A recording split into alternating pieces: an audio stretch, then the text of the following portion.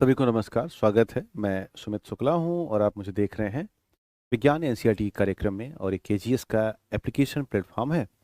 तो चलिए शुरुआत करते हैं और बातचीत करते हैं कि आज के सत्र में किस मुद्दे की तरफ आपका रुख करना है। कल मैंने आपको एक टास्क दिया था और टास्क ये था कि क्लास 7 में जो चैप्टर 6 था, यानी कि जीवों में श्वसन या रेस्पिरेशन इन ऑर्गेनिज्म के तौर पर, उन पर आपको पढ़ कर के आना था। मैं ऐसा मानता हूँ कि आप क्लास का टाइमिंग 6 बजे तक का है ना। नहीं नहीं, क्लास का टाइमिंग जो है वो 4:30 से लेके 5:30 बजे तक का है ना, 1 घंटा। हम आपको 6 बजे तक नहीं पढ़ाएंगे, है ना। कि इसके बाद मेरी और कक्षाएं दनादन लगी होती हैं, तो अभी के क्या है कि क्लास ऑफ नहीं कर रहा हूँ मैं, क्योंकि सच्चाई ये है कि थोड़ा सा बिल्कुल टाइमिंग के नाम पर जीरो टाइम मिल नहीं पा रही है। तो कल से ऐसा मैं मानता हूँ कि थोड़ा समय ज़्यादा मिलेगा, और जब कल से थोड़ा समय ज़्यादा मिलेगा तो हम और बेहतर करने का प्रयास करेंगे, और इसमें घबराने की आवश्यकता नहीं, निश्चिंत होकर के काम करना है। चलिए, अभी कुछ ऐसी क्लासेस मैराथन की हैं। सर, पेक्टोरल और प्लेविक बोन कहाँ है? तो मैंने कल तो बताया था तानिया, है ना। कल तो मैंने दोनों बताया था, यहाँ पर और यहाँ पर, दोनों, है ना। मुझे देखते ही ऊर्जा से भर जाते हैं। ये आपका प्यार है और आपका समर्पण है, बस खाली हम प्रयास करते हैं कि ऐसा हो। चलिए देखा जाए, और कहाँ तक हम कल पहुँचे थे उसको एक बार रिकॉल करते हैं, और आज इसे समाप्त करके अगले वाले चैप्टर की तरफ आपका रुख मोड़ते हैं। तो कल हमने आपको तमाम हड्डियों के बारे में खूब समझाया था, और ये बताया था कि कैसे कैसे हमारे जोन होते हैं, और कहाँ कहाँ पर हम जॉइंट अपना देख पाते हैं, और एक्सीएल कितने हैं। तो एक्सीएल कितने थे जरा बताना। 80। टोटल एक्सीएल की संख्या थी 80, है ना। और एपेंडिकुलर कितने थे? 126। कितने थे? 126 की एपेंडिकुलर थे। और इसके अलावा ठीक है, विनय कुमार सिंह, जो बताया गया है सुन लो, और जितना मैं पढ़ाऊंगा उसको देख लो, उसके बाद आपकी मर्जी है तो बने रहा करो। 6 बजे तक तुम रहना।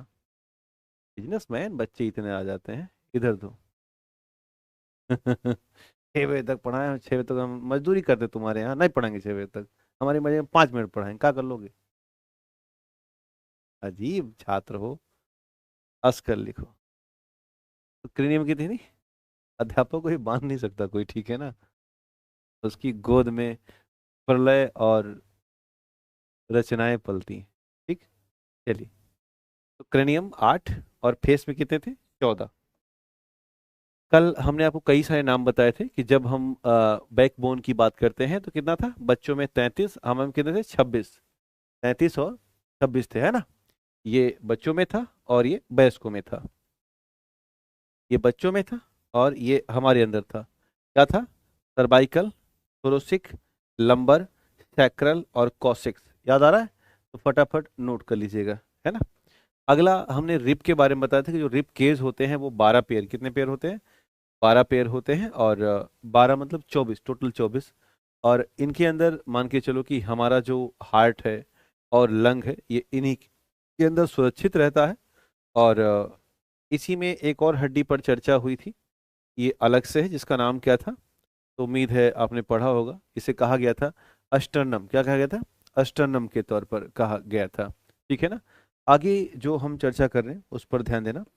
हमने कल आपको उंगलियों और ह्यूमरस, रेडियो, अल्ना आदि के बारे में फटाफट बताया था। एक बार रिकॉल करेगा, है ना। है ना। तो ये बात ध्यान रखिएगा कि ह्यूमरस है, ये रेडियो अल्ना है। यहाँ पर ये आपका याद होगा, ये वाला हिस्सा कर्पल वाला 8 था, और मेटा कर्पल 5 था।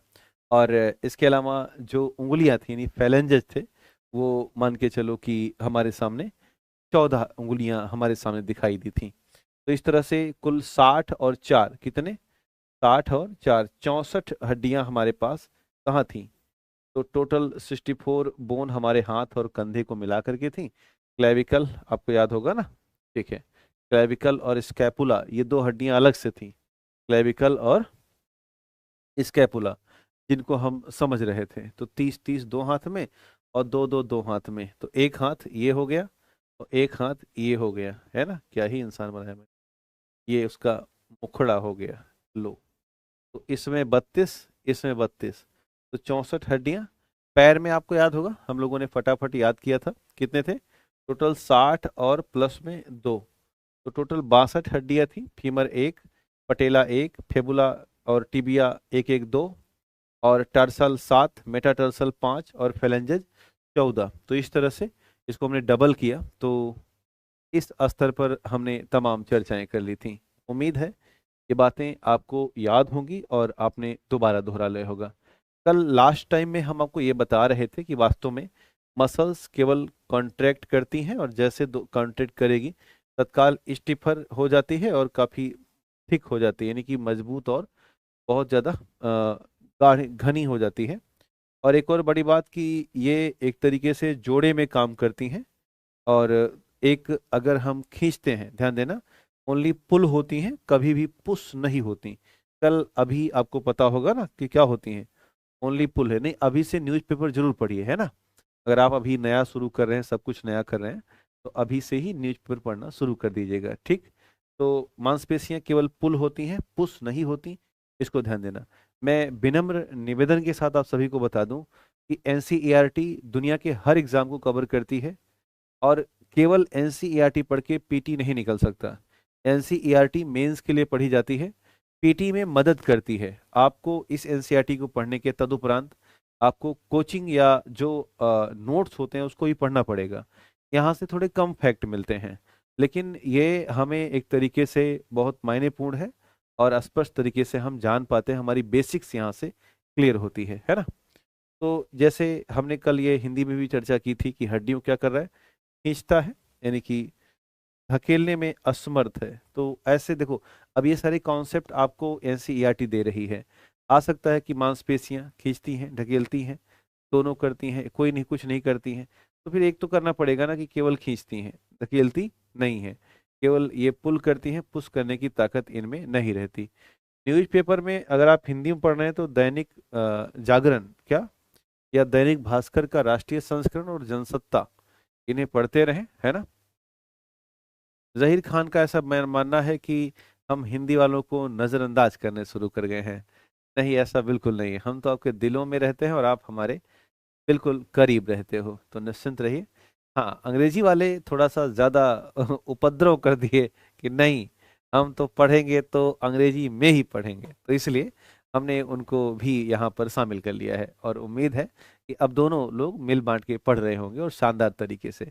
इसमें लास्ट टॉपिक है इस पूरी प्रक्रिया में, जिसका नाम है कैट ऑफ एनिमल। इसे हिंदी में कहते हैं जीवों की गति या जंतुओं की चाल। तो इस आधार पर ध्यान दीजिएगा, एनसीईआरटी के बाद कौन सी क्लास करें, कोई फाउंडेशन क्लास कर लो खान सर के यहाँ, है ना, तो कवर हो जाएगा। लिखिएगा मूवमेंट इन एनिमल, या गैट ऑफ, लिखिएगा गैट ऑफ एनिमल, जीवों में गति, लिखिएगा जीवों में या जंतुओं में गति, हेडिंग डाल दीजिएगा जंतुओं में गति। अपने आसपास आपने देखा होगा कि अलग अलग प्रकार के जीव जंतु गतिमान अवस्था में पाए जाते हैं, है ना। अलग अलग आपने देखा होगा, घोंघे जो स्नेल्स होते हैं वो अलग चलते हैं, है ना। सर हम लोग आपके बाएं नीले में अरे अरे अरे आप हमारे बाएं नीले में बिल्कुल रहो, है ना। और एक तरीके से ऐसे नोट की तरह धड़कते रहो, है ना। तो आज आप वाइट दिख रहे हैं। अच्छा, क्या ही कर सकते हो सर, न्यूज पे समय कितना दें, आधा घंटा दीजिए, ये बहुत पर्याप्त है समय, है ना। तो 26 एग्जाम देना है, चुपचाप एनसीईआरटी पढ़ते रहो, एक एक लाइन टू लाइन पढ़ते रहो, है ना, कोई निश्चिंतता नहीं, मतलब घबराइए नहीं। काकरोच अलग चलता है, चिड़िया अलग चलती हैं, मछली अलग चलती है, केचुआ अलग चलता है, और सांप सपोले थोड़ा अलग तरीके से यात्रा करते हैं। तो इनकी गतियों के बारे में अगर हम समझें तो एनसीईआरटी क्या कह रही है, इसको आइए देखा जाए। तो अगर हम अलग अलग जानवर आपके सामने प्रस्तुत करें, तो लीजिए, पे से खिदमत है पहला जानवर आज का जो आपके सामने है, उसका नाम है अर्थवर्म, यानी कि केचुआ। आपने देखा होगा कि केचुआ हमारे खेतों में होते हैं, इन्हें हम क्या कहते हैं, किसानों का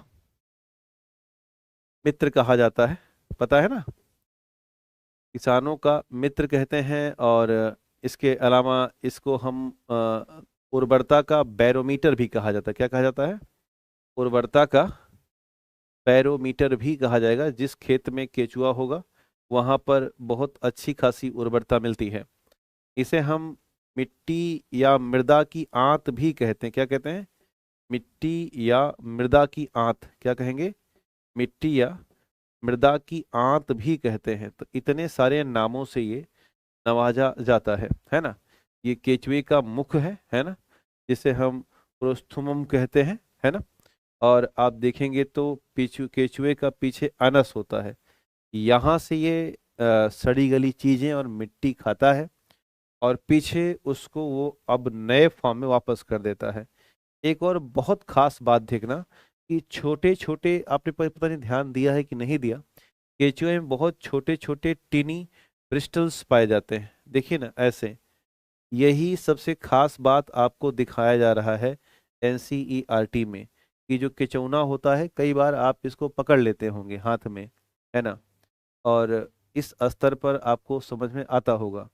तो ये जो नीचे ध्यान देना, ये जो नीचे बहुत ही पतले और छोटे ब्रिटल्स हैं आपको दिख रहे हैं, यही केचुए को ऐसे ऐसे ऐसे रेंग रेंग रेंग के आगे बढ़ाने में मदद करते हैं, है ना। तो ये चित्र दिखा आपको? तो आइए कुछ बातें हम तेजी से पहले ये नोट कर लेना। केचुए के और नाम कई बार एग्जाम में पूछे जाते रहे हैं। किसानों का मित्र है ये, किसानों का मित्र है। सर आपसे बीपीएससी में पढ़ते हैं, बहुत ही अच्छा पढ़ाते हैं, यहाँ भी पढ़िए, यहाँ भी बहुत ही अच्छा पढ़ाएंगे, है ना। निश्चिंत रहिए। ये 3 नाम लिखिएगा, किसानों के मित्र हैं ये। उर्वरता का बैरोमीटर, बैरोमीटर मतलब कि जैसे बैरोमीटर होता है ना वो मापने के लिए वायु वायु का वायुमंडलीय दाब वाब, तो वैसे ये भी एक तरीके से कहा गया कि मान के चलो कि हाँ रेनी सीजन में दिखते हैं ये, वर्षा ऋतु में दिखते हैं। और अक्सर जो ऐसी मृदा जहाँ पर ह्यूमरस होते हैं, सड़ी गली मिट्टियाँ हैं, वहाँ पर ये अपना भोजन प्राप्त करने की गुंजाइश में रहते हैं, है ना। कुछ लोग डरते हैं, कुछ लोग नहीं डरते हैं, अलग अलग मसला है। उर्वरता का और दूसरा मिट्टी की आंत है ये। जैसे आंत हमारी मुड़ी मुड़ी सी है, वैसे मटिया में घुसे रहते हैं, इसलिए हमने क्या कह दिया, मिट्टी की आंत के तौर पर हमने जान लिया। तो उम्मीद है आपने नोट कर लिया होगा। एक तो छोटे केचुआ बना लिया करो, है ना, एकदम से ये मत सोचा करो कि जो बताए वही बताए। और ये निचवा यही आएगा, यूपीएससी जो सवालवा करता है ना, ये निचवा से कर लेगा आपसे कि केचुए कैसे चलते हैं। जैसे हम तो पैर से चलते हैं, केचुए का पैर कहाँ है? नीचे है, बाल नुमा रचना दिख रही है, वैसी कहानी है। आप में से बहुत से लोग जिंदगी में पहली बार इसको देख रहे होंगे, जबकि केचुआ जन्म से देखते आए हो, है ना। कुछ लोग केचुआ फंसा के मछली मारते हो ना, वो तो मारेंगे, समझ लेना। एक जानवर से दूसरे जानवर को, है ना, फंसा फंसा के मारते हो। तो खैर आगे देखा जाए। हाँ, कटिया कहते हैं। तो लिखा है अर्थवार्म लिखा है यहाँ पर, नोट करना, अंग्रेजी वाले पर नोट करेंगे। अर्थवार्म है बे ब्रसल्स। क्या होता है? ब्रसल्स, वही जो बाल दिख रहा था ना, उसको हम ब्रसल्स कहते हैं। बहुत छोटा छोटा, लाइक ए हेयर। कैसा? लाइक ए हेयर स्ट्रक्चर, जो लाइक ए हेयर स्ट्रक्चर होता है, इसी को ब्रसल्स कहेंगे। व्हिच आर टिनी हेयर, यहाँ पे लिखा भी है structure, that help to the attach a part to their body to ground, जो कि इनके बॉडी को ग्राउंड से चिपके रहने की योजना बनाते हैं। It first fix the back and extend the front, पहले पीछे वाला हिस्सा फिक्स करता है, आगे वाला उछाल देता है। And then stretch the back while fixing the front because earthworm lack bone, earthworm में हड्डी तो होती नहीं, तो ऐसे ऐसे ऐसे ऐसे चलता रहता है। They can contract and relax their muscles to boom, ये अपनी मांसपेशियों को इकट्ठा करते हैं, सिकोड़ते हैं और फिर फैला लेते हैं, सिकोड़ते हैं और फिर फैला लेते हैं, सिकोड़ते हैं और फिर फैला लेते हैं, यही करते रहते हैं। ऐसे करेंगे ऐसे हो जाएंगे, ऐसे करेंगे ऐसे हो जाएंगे। केचुए की चाल देखा होगा आपने, तो बड़े कोमल से होते हैं, है ना। कुछ लोग हाँ हिंदी में समझते हैं इसको। तो कहा गया केचुए में ब्रसल्स क्या होते हैं? ब्रसल्स पाए जाते हैं, जो कि छोटे बाल जैसी संरचना वाले होते हैं। लिखिएगा, केचुए में ब्रसल्स पाए जाते हैं जो कि छोटी बाल जैसी संरचना वाले होते हैं। उनके शरीर में एक हिस्से में जमीन से जोड़े रहने में मदद करते हैं। केचुआ पहले अपनी पीठ को सेट करता है और आगे की ओर फैलाता है, और फिर पीठ को फैला करके आगे को ठीक करता है, क्योंकि केचुए में हड्डियां नहीं होती हैं, है ना। वह चलने के लिए अपनी मांसपेशी को क्या करते हैं, सिकोड़ेंगे और फिर आराम करेंगे, सिकोड़ेंगे फिर आराम करेंगे। इस तरह से केचुए की चाल होती है। तो हाँ, दोनों साइड से चल सकते हैं, बिल्कुल। इतनी बातें अपनी कॉपी में नोट करिए, जो कि एनसीईआरटी में दी गई है ना। केचुए में दिमाग होता है, केचुए में दिमाग होता है ना। कोई पूछ रहा है दिमाग होता है क्या? हाँ बिल्कुल। सर आपकी क्लास लेट है तो मेरे फ़ोन के नेट बहुत जल्दी खत्म हो जाता है। ठीक है, आगे बढ़ा जाए, आगे बढ़ लेते हैं।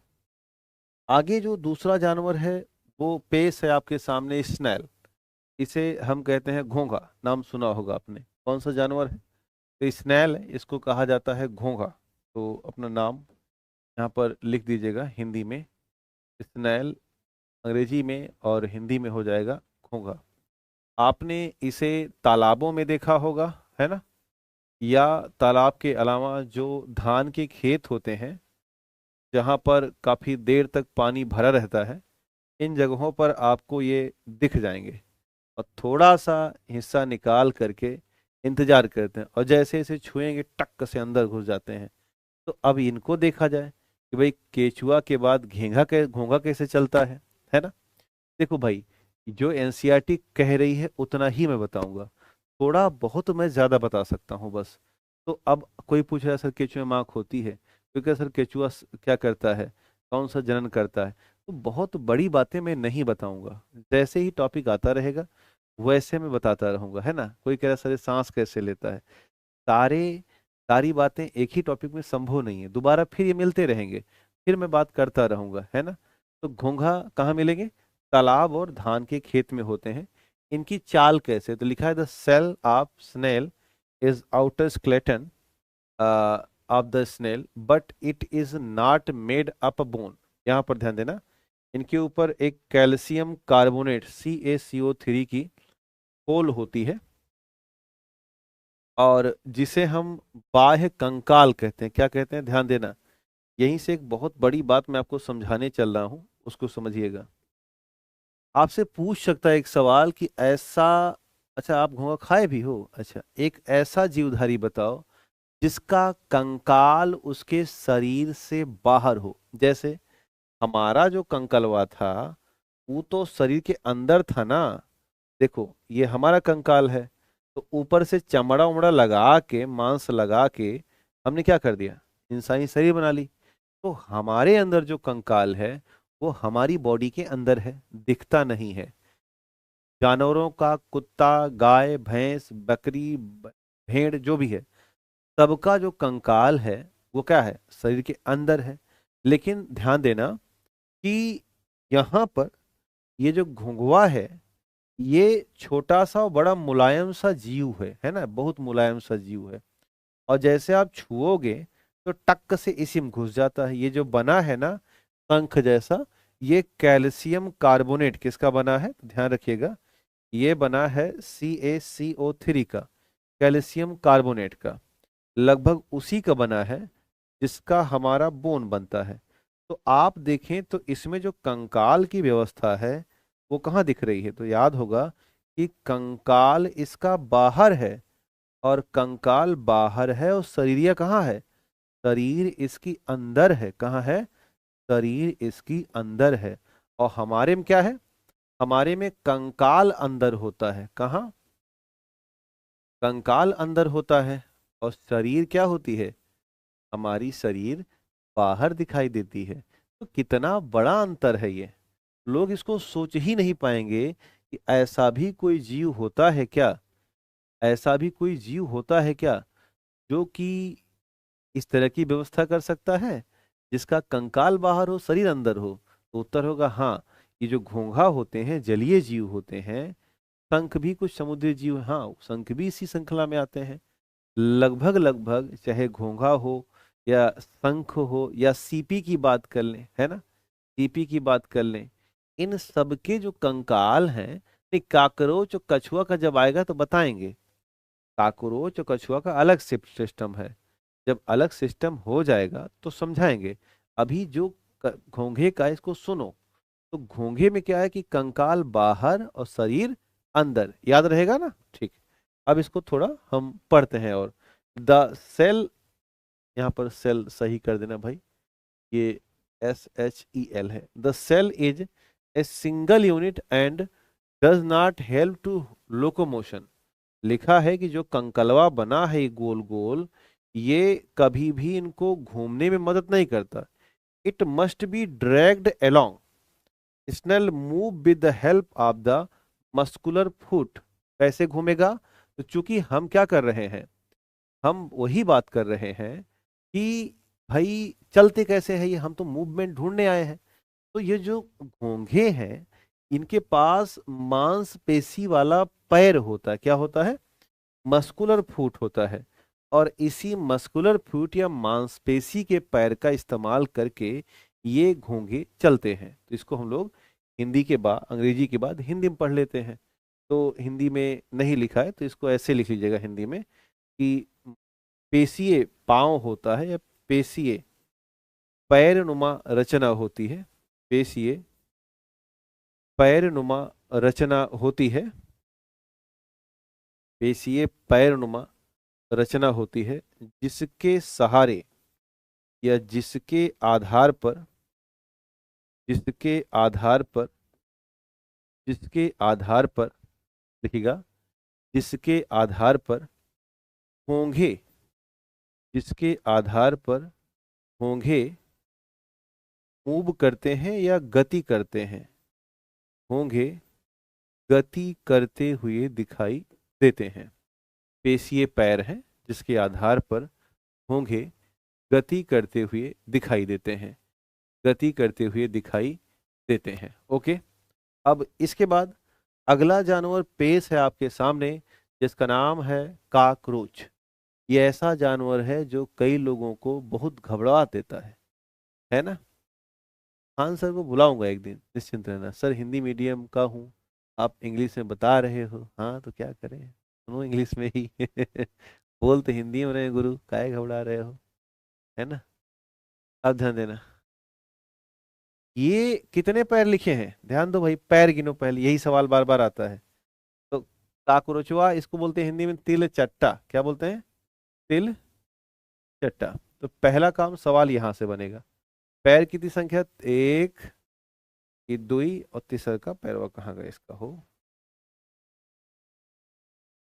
पैरवा तीसरा का दिख ना रहा, ये है आप आगे से। तीन, भाई चार, ये पांच, ये छह।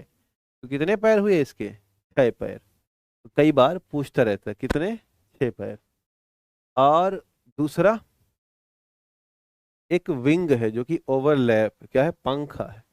और ध्यान देना, इसका जो ऊपर का बना हुआ है ना, ये बना है काइटिन का। किसका बना है? एक कार्बोहाइड्रेट है, काइटिन कार्बोहाइड्रेट, है ना, द्वारा बाह्य आवरण बनता है। क्या बनता है? बाह्य आवरण बनता है। तो ये बातें जो मैं लिख रहा हूं ना, इसे अब तिलचट्टा तो आप बना नहीं पाओगे, है ना, पैरवा खो गया था, दिख नहीं रहा था। तो तिलचट्टा तो बना नहीं पाओगे। तो आप क्या करो, लिखते रहा करो, तिलचट्टे में तीन दूनी छह पैर होते हैं। और दूसरा, काइटिन कार्बोहाइड्रेट से बना हुआ बाह्य आवरण होता है। ठीक है ना? आज मैं बता दूं कि आज आज की क्लास बहुत लंबी नहीं चलेगी, कल से हम समय देंगे आपको, क्योंकि अभी मेरी मैराथन क्लासेस चल रही हैं ऑफलाइन में, जो कि थोड़ी ही देर बाद हैं। यानी कि मोटा मोटा मान के चलना कि 5 बजने जा रहे हैं, तो वही 5:30 से शुरू हो जाएंगी। तो इसलिए आज भी मुझे एक बार धैर्य रखिएगा कि घबराइएगा नहीं। कल से मैं थोड़ा खाली हूँ, तो कल से मैं निश्चित समय आपको उपलब्ध करवा दूंगा अपनी तरफ से, है ना? और क्या है तो ध्यान देना, कुछ बातें यहाँ पर मैं आपको नोट कराता हूँ। क्या बातें हैं उनको समझते हैं। लिखा है the 3 pair of the leg, ये बार बार पूछेगा कितने जोड़े हैं। तो 6 का कितना हो गया? 3। 6 का हो गया 3। तो 3 pair of the leg in the cockroach aid locomotion. तो किससे चलता है ये? तो जवाब हो जाएगा पैर से। और कितने पैर हैं? तो 6। और इसी से क्या करेगा? मूवमेंट। क्या करेगा? मूवमेंट करेगा या लोकोमोट करेगा। चलिए, their body is protected by the hard outer skeleton made up a number of plate joined together that help the movement। लिखिएगा, इनकी शरीर कठोर बाह्य संरचना या बाह्य कंकाल से घिरी होती है। ठीक है, इनकी शरीर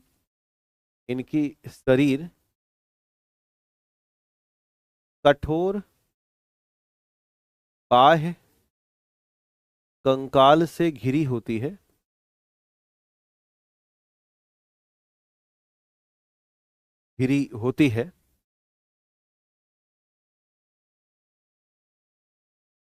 जो कि कई प्लेट नुमा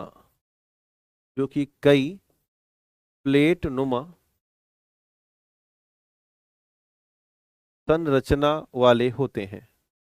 प्लेट नुमा संरचना वाले होते हैं। प्लेट नुमा संरचना वाले होते हैं। प्लेट नुमा संरचना वाले होते हैं। एक और लिखिएगा, इनमें विंग्स या पंखे पाए जाते हैं। लिखिएगा, इनमें पंखे भी पाए जाते हैं। पंखे भी पाए जाते हैं जो इन्हें उड़ने में मदद करते हैं। जो इन्हें उड़ने में मदद करते हैं, यानी ये न केवल पैर से चलते हैं बल्कि ये उड़ते भी हैं। ठीक है ना, न केवल पैर से चलते हैं, पंजे से चलते हैं, बल्कि ये उड़ान भी करते हैं। अगला है बर्ड, यानी बर्ड माने पक्षी। अब देखा जाए कि बर्डवा कैसे चलती है ना। तो सवाल है कि इसके पास दो ठो पैर हैं और पैर के साथ साथ इसके पास पंख भी है। फुर फुर फुर उड़ेगी। इसका मूवमेंट या तो पैर से है या तो पंख से। किससे है? पैर से है या तो पंख से है। तो इस पर नजर डाल लेते हैं एक बार। लिखा गया है कि the body of the bird are modified for flying, यानी कि पक्षियों का जो शरीर है वो उड़ने के लिए बनाया गया है। पक्षियों का शरीर उड़ने के लिए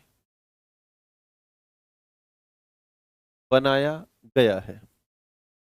पक्षियों का शरीर उड़ने के लिए बनाया गया है। लिखा है the bird are hollow and their fore limb are modify into wing. इनकी जो बोन है वो खोखली होती है। लिखिएगा, इनकी बोन खोखली होती है और इनकी आगे की भुजाएं फोर लिम्स पंख के रूप में बदल जाती हैं। इनकी आगे की भुजाएं पंख के रूप में बदल जाती हैं। अगला है the bone of the hind limb are typically for walking. पीछे की जो लिम्ब है, भुजाएं हैं, वो चलने के लिए होती हैं। The wing are formed the bony part of the fore limbs. The shoulder bone are most powerful and the breast bone have been modified to hold flight muscles that move to wing up and down। ऐसे ऐसे ये जो muscles है उसको हम breast bone कहते हैं। वो इनको एक तरीके से मजबूती से पकड़े रहती है। हिंदी में पढ़ते हैं, लिखा है पक्षियों का शरीर उड़ने के लिए बनाया गया होता है। इनकी हड्डियां खोखली होती हैं और उनके अग्रपाद यानी आगे के पैर पंखों में। यही सवाल आएगा कि पक्षियों का पंख क्या है, आगे का पैर कि पीछे का पैर। तो उनका जो अग्रपाद है वो पंखों में परिवर्तित हो जाता है। पिछले अंग जो है या पिछला जो पैर है उसकी हड्डियां आमतौर पर चलने और बैठने के लिए होती हैं और पंख अगले अंगों की हड्डी वाले हिस्सों से बनते हैं और कंधे की हड्डियां बड़ी मजबूत होती हैं। छाती की हड्डियां जो होती हैं वो उड़ान के लिए मांसपेशी प्रदान करती हैं और इस स्तर पर वो छाती की हड्डियों के आधार पर अप और डाउन पंख को ऊपर और नीचे करते रहते हैं। और यही वजह है कि ये क्या करते हैं। तो उत्तर हो जाएगा कि उड़ान भरते हैं। तो ये पक्षियों के बारे में रहा है। यहाँ से जो सवाल पूछेगा वो यही पूछता है कि इनकी हड्डियां कैसी होती हैं। जवाब है खोखली। जब तक खोखली हड्डियां नहीं होंगी तब तक उड़ान भरना संभव नहीं होगा, नहीं तो ज्यादा वजन होगा तो पक्षियां उड़ान भरने में मुश्किल होंगे। सारा वजन हड्डियों का होता है ना, इस बात को ध्यान रखिएगा। अगला जानवर है हमारे पास मछली। आपको पता है कि मछली के पास खोपड़ी कहाँ होती है? दिमाग। तो मछली का दिमाग बिल्कुल आंख के ऊपर, कहाँ पर? आंख के ऊपर वाले हिस्से में होता है। इसके अलावा मछली में किडनी भी होती है, और एक और खास बात कि इनमें गिल्स यानी गलफड़ा भी होता है। गलफड़े के ठीक नीचे मछली का हार्ट होता है। ये बात ध्यान रखिएगा, कई बार इस तरह के स्ट्रक्चर आपसे पूछे जा सकते हैं। इन्हीं गिल्स या गलफड़ों का इस्तेमाल करके मछलियां अपनी श्वसन क्रिया को आगे बढ़ाती हैं। सबसे आगे वाले हिस्से में सूंघने के लिए एक बल्ब लगा होता है, जिसका इस्तेमाल करके मछलियां अपने आसपास के इलाकों में समझदारी विकसित कर पाती हैं या सेंस हासिल कर पाती हैं। मछलियां उड़ती कैसे हैं, चलती कैसे हैं? तो ध्यान देना, इनका शरीर जो है वो एक तरीके से इनका जो बॉडी है वो स्ट्रीमलाइन कैसा होता है? स्ट्रीमलाइन, रेखीय शरीर। कैसा? रेखीय शरीर होता है। अब मान के चलना कि आगे का नुकीला और पीछे का नुकीला, ऐसे ही तो है मछली। आगे का मुंह का नुकीला, पीछे पंजा पैर का नुकीला, और यहाँ पे दो ठो पंजा दे दिया गया। इसको बोलते हैं धारा रेखीय। क्या बोलते हैं? धारा रेखीय शरीर होता है। मछली का कंकाल मजबूत होता है और मांसपेशियों से हमारी तरह ढका रहता है। शरीर और पूंछ तेजी से घूमते हैं और मुड़ते हैं। इससे झटका लगता है, ठक, इस तरह से, और झटके से मछलियां आगे बढ़ती हैं।